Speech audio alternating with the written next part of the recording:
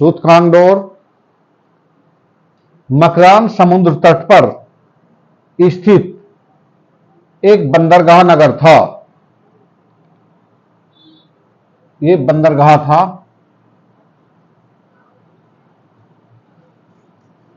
इस बंदरगाह से सिंधु और मेसोपोटामिया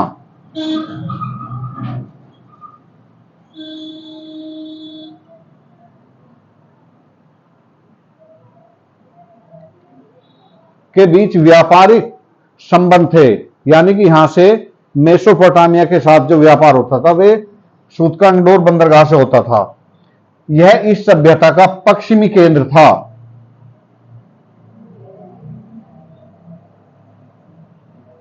केंद्र या सीमा थी।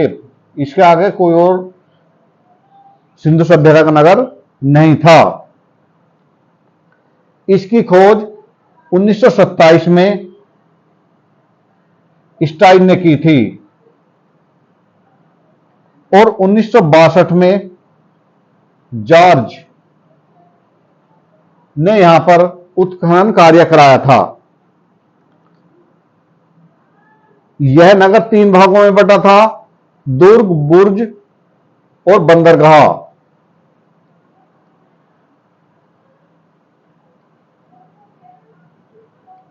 नगर बंदरगाह 3 भागों में नगर बटा हुआ था। यहां से तांबे के बाणाग्रह, कुल्हाड़ी तांबे के ब्लेड के टुकड़े आदि हमें प्राप्त होते हैं और यहां से ऐसे उपकरण मिलते हैं जिनसे यह अनुमान लगाया जाता है कि यहां से विदेशों को कुछ सामान निर्यात किया जाता था। यहां का नगर प्राकृतिक चट्टान के ऊपर बसाया गया था, दुर्ग, और दुर्ग के चारों ओर जो दीवार थी उसमें द्वार और बुर्ज स्थान स्थान पर बने हुए थे। यहां का नगरीकरण सिंधु सभ्यता की जैसी विशेषता थी, नगर नियोजन के आधार पर बसाया गया था। बालाकोट भी एक बंदरगाह था शायद।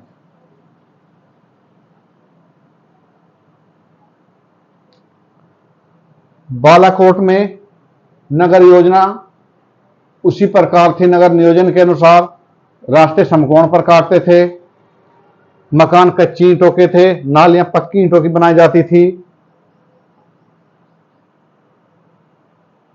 यहां की एक महत्वपूर्ण विशेषता थी सीप उद्योग का पाया जाना। शायद इस नगर में सीप से वस्तुएं बनाई जाती थी और उन्हें विदेशों को निर्यात किया जाता था, क्योंकि एक स्थान पर सीप की चूड़ियां और सीप के टुकड़े पाए गए हैं, जिनसे यह अनुमान लगाया जाता है कि यहां पर सीप उद्योग विकसित अवस्था में था तथा यहां से सीप के बने सामान विदेशों को निर्यात किए जाते थे। सीप उद्योग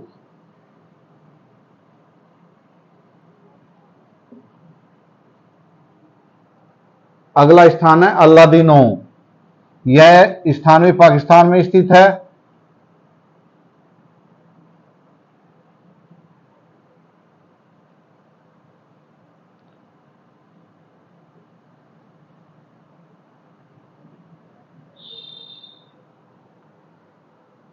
यहां की नगर योजना बिल्कुल ऐसी थी, परंतु यहां पर एक विशेषता हमें देखने को मिलती है कि नींव पत्थरों की है और नालियां ढकने के लिए भी नालियों में भी पत्थरों का प्रयोग किया गया है। यह विशेषता कहीं और देखने को नहीं मिलती है। यहां पर सोने चांदी के आभूषणों के साक्ष्य मिले हैं, मृण मूर्तियां मिली हैं और यह अनुमान लगाया जाता है कि यह भी एक बंदरगाह नगर था।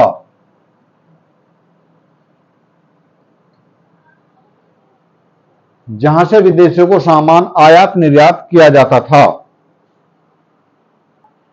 यहां से मिट्टी की बनी एक खिलौना गाड़ी भी मिली है।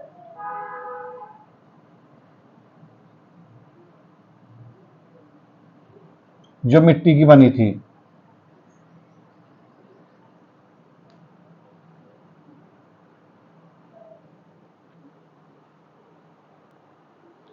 मांडा कश्मीर में चिनाब नदी के दक्षिणी किनारे पर स्थित स्थल है और यह इस सभ्यता का सबसे उत्तरी स्थान है।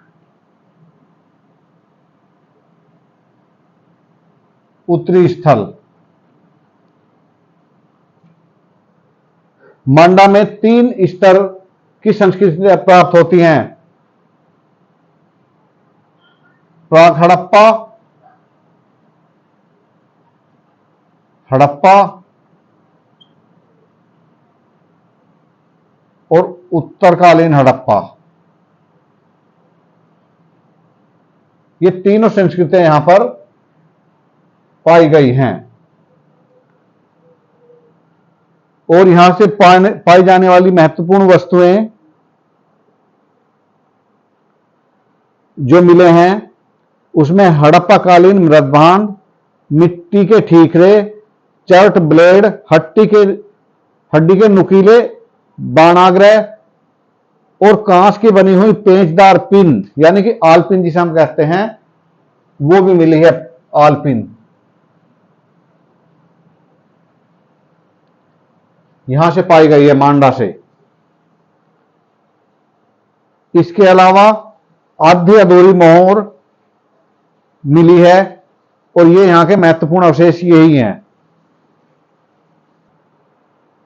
हरियाणा के हिसार जिले में स्थित बनावली का उत्खनन 1972-73 में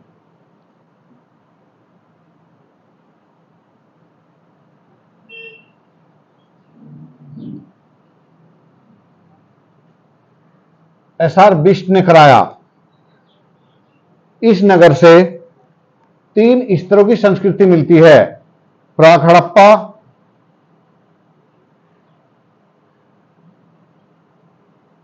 हड़प्पा विकसित हड़प्पा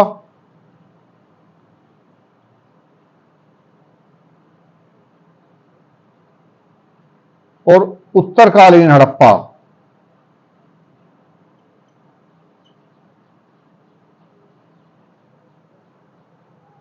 ऐसा लगता है कि प्राक हड़प्पा सभ्यता काल में भी यहां पर नगर नियोजन का पूरा ध्यान रखा गया था।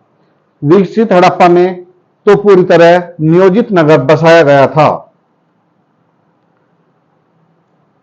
यहां के मकान सुनियोजित तरीके से बसाए गए थे और कुछ मकानों पर गारे का लेप भी लगाया गया था। यहां का नगर और दुर्ग एक ही घेरे में स्थित थे, परंतु दुर्ग के लिए अलग से रक्षा प्राचीर बनाई गई थी। यहां के मकानों में वाशवेसन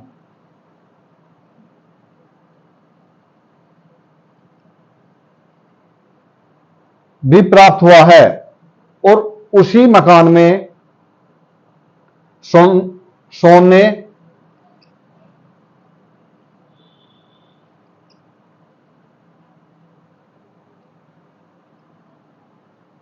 लाजवर्द, कार्निलियल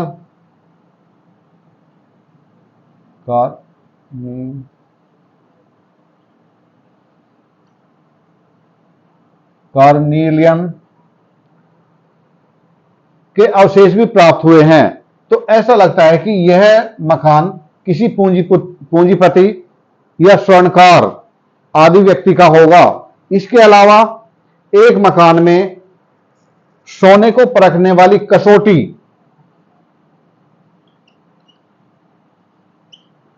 कसौटी मिली है जिस पर अनेक रंगों के स्वर्ण के निशान हैं। तो इससे यह अनुमान लगाया जाता है कि यह नगर समृद्ध लोगों का निवास रहा होगा।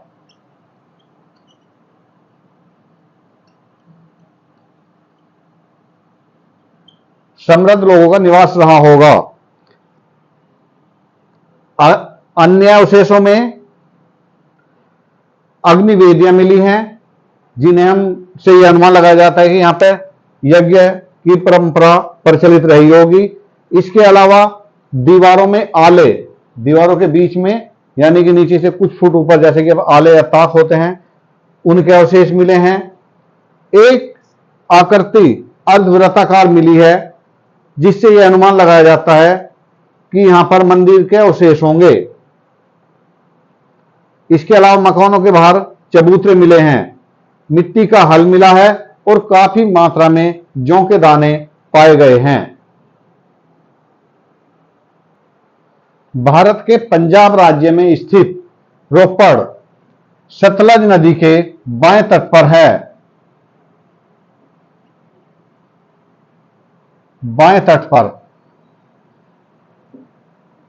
रोपड़ का आधुनिक नाम रूपनगर है।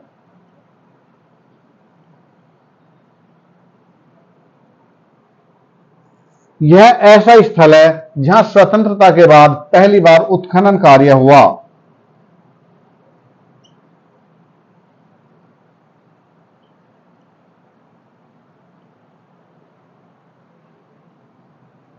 रोपड़ में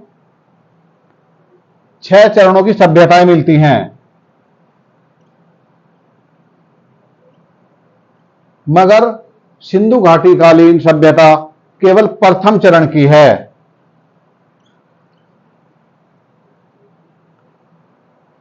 यहां की खुदाई बीबी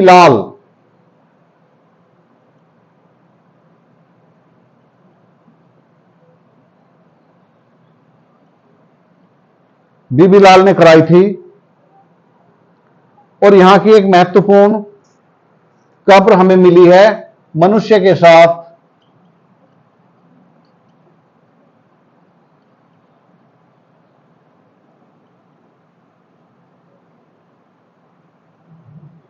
कुत्ते को दफनाया जाना।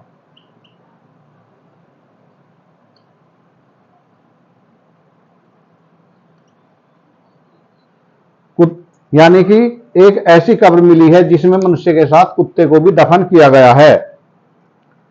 यह स्थल वर्तमान पंजाब में स्थित है। यहां से सिंधु कालीन सभी अवशेष प्राप्त होते हैं, जैसे मृदभांड, सेलखड़ी की मोहर, विभिन्न प्रकार के अंकित किए जाने वाले ठप्पे, बटखरे, छुरा, तांबे के बाणाग्रह, कुल्हाड़ी आदि। इस सभ्यता का हरियाणा में भी प्रसार था और वहां पर अनेक स्थल प्रकाश में आए हैं, परंतु एक स्थल से कुछ ऐसे प्रमाण मिले हैं जो कुणाल है हरियाणा में। यहां से चांदी के मुकुट मिले हैं 2।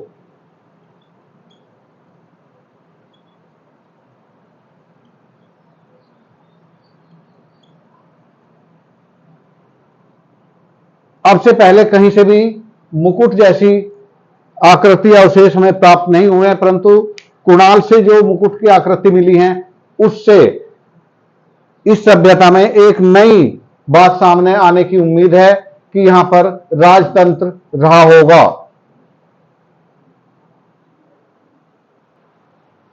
कालीबंगन, जिसका अर्थ होता है काले रंग की चूड़ियां।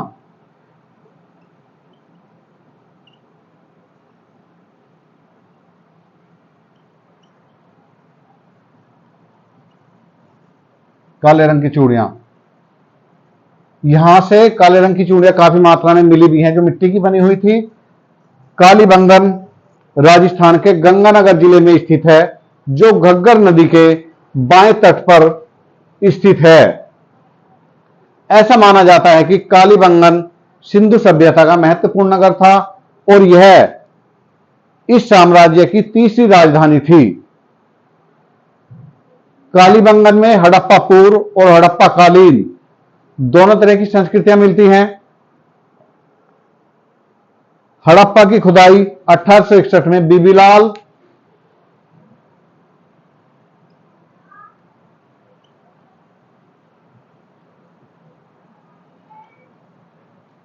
व बी के थप्पड़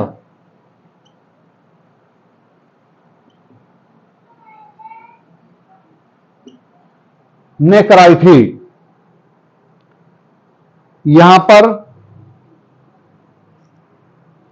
सिंधु घाटी सभ्यता में जैसे कि हड़प्पा और मोहनजोदड़ो में नगरीय नियोजन की विशेषताएं थी वो यहां पर भी पाई जाती हैं। यहां भी दो टीले मिलते हैं जो सुरक्षा दीवारों से घिरे हैं।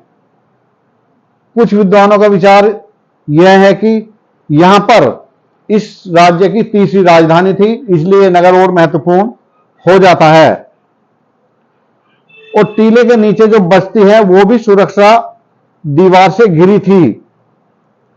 इसके दक्षिण भाग में ईंटों के चबूतरे मिले हैं, जिससे यह अनुमान लगाया जाता है कि इन ईंटों के चबूतरों का धार्मिक महत्व रहा होगा।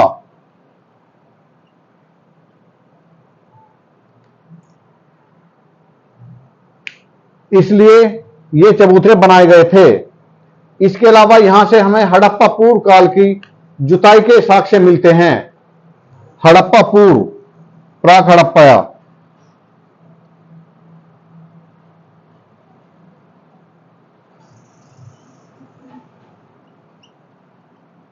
खेत जुताई के साक्ष्य मिलते हैं। ये पूर्व पश्चिम उत्तर दक्षिण होते थे।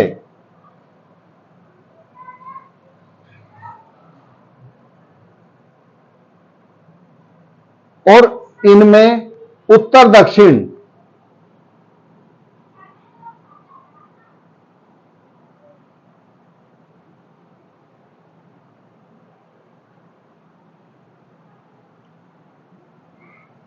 पूर्व पश्चिम 30 सेंटीमीटर और मीटर की दूरी, और उत्तर दक्षिण यानी कि ये दूरी उत्तर दक्षिण ये 190 सेंटीमीटर होती थी।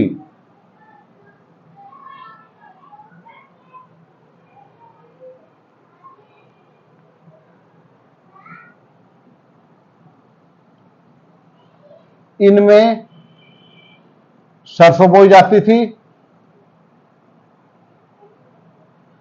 और इसमें चना बोया जाता था। तो इस जुताई से हमें यह पता लगता है कि उस समय भी एक समय में एक खेत में दो फसलें एक साथ उगाए जाने का प्रचलन था। कालीबंगा से हमें भूकंप आने के प्राचीनतम साक्ष्य मिलते हैं। ऐसा माना जाता है कि प्राक हड़प्पा सभ्यता का पतन यहां पर भूकंप आने के कारण ही हुआ था। अन्य अवशेषों में मेसोपोटामिया की बेलनाकार मोहर,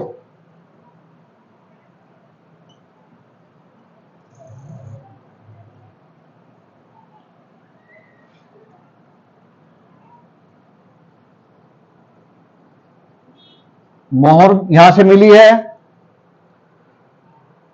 काले रंग की मिट्टी की चूड़ियां, जैसे कि पहले बताया गया था, काले रंग की मिट्टी की चूड़ियां यहां पर काफी मात्रा में मिली हैं। इसी के आधार पर इस स्थान को शायद कालीबंगन कहा जाता है। इसके अलावा हवन कुंड, लकड़ी की नाली, अलंकृत ईंटें भी मिली हैं। हवन कुंड,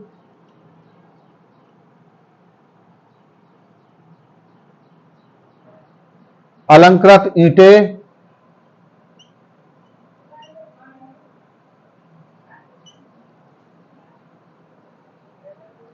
और लकड़ी की नाली यानी कि पाइप।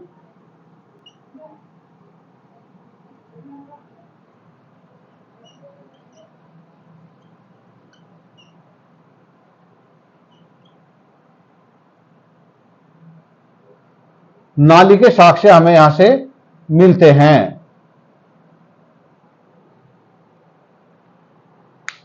इसलिए यह स्थान बहुत महत्वपूर्ण रहा होगा। गुजरात के अहमदाबाद जिले में सगरवल नामक ग्राम के पास स्थित लोथल भी एक महत्वपूर्ण स्थल है। यह मोहनजोदड़ो के साथ घनिष्ठ रूप से जुड़ा हुआ था। इसकी खुदाई एस.आर. राव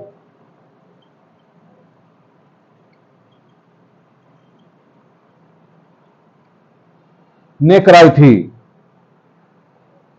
और उन्होंने यहां पर मकानों, किले रास्तों जैसे ऊंचे चबूतरे, रक्षा प्राचीर, मकानों के अवशेष मिले हैं। परंतु यहां की सबसे महत्वपूर्ण उपलब्धि है एक पक्की ईंटों का बनाया गया विशाल आकार का घेरा। यह घेरा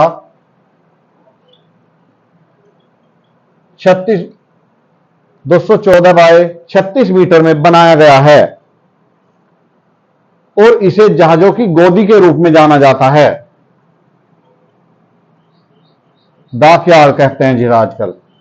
डॉकयार्ड के रूप में इसकी पहचान की गई है। ज्ञात इतिहास में सबसे प्राचीनतम गोदीबाड़ा इसे माना जाता है।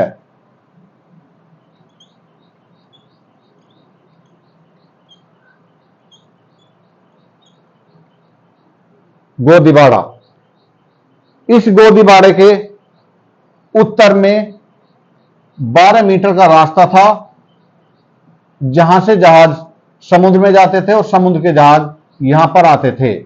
इसके अलावा इसे नहर द्वारा भोगवा नदी से जोड़ा गया था जिससे इसमें पानी भरा जाता था। इसके अलावा इस गोदीबाड़े के दक्षिण में 1 मीटर का एक द्वार था जहां पर जिसके द्वारा पानी अधिक होने पर वहां से उसकी निकासी कर दी जाती थी। यह गोदीबाड़ा मिस्र और मेसोपोटामिया के व्यापार के लिए स्थापित था और यह एक महत्वपूर्ण बंदरगाह था। इसमें जो दुर्ग है वो गोदीबाड़े और आगे एक चबूतरा बनाया गया है, वहां पर शायद जहाजों से लाया गया सामान अस्थायी रूप से रखा जाता। उनके बीच दुर्ग स्थित है ताकि दुर्ग से दोनों स्थानों पर नजर रखी जा सके। यहां से प्राप्त अन्य उत्खननों में धान, फारस की मोहर,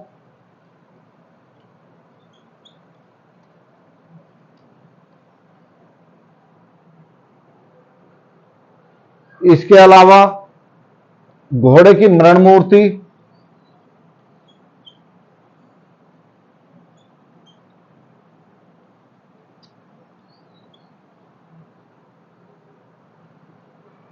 लकड़ी का अनगार जहां पर अन्न इकट्ठा किया जाता था,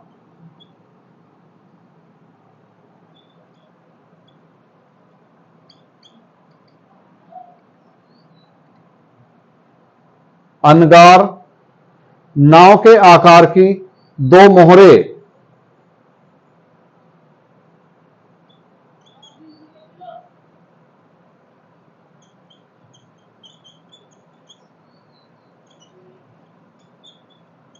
मतलब ऐसी मोहरें जिन पर नाव की आकृति बनी हुई थी। इसके अलावा यहां से 3 युगल समाधि,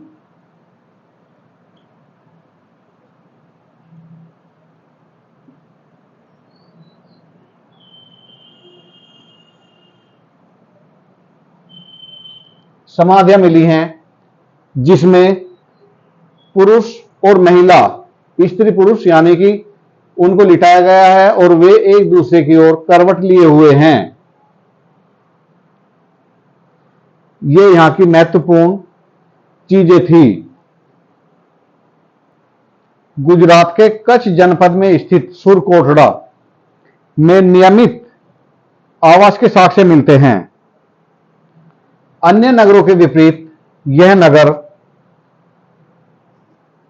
दुर्गीकृत 2 दुर्गीकृत भागों में मिलता है। नंबर 1 दुर्ग, नंबर 2 आवास।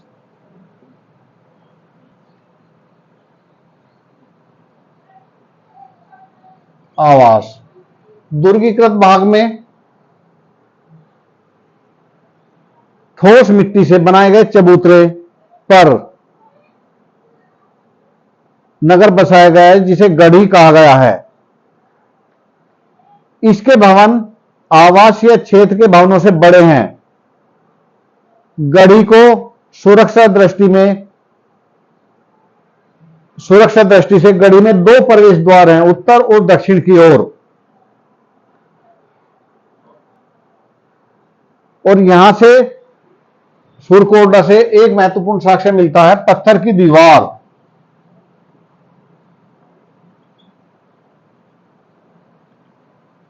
जो अन्य स्थानों से प्राप्त नहीं होती है।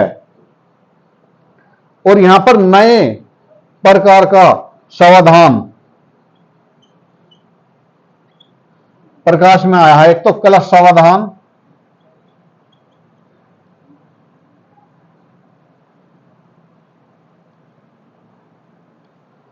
और एक समाधान ऐसा मिला है जहां पर शव रखकर ईंटों से चारों ओर चिनाई की गई है और उसके ऊपर पत्थर की शिला रख दी गई है, यानी कि पत्थर से उसे ढक दिया गया है। इसके अलावा यहां से घोड़े की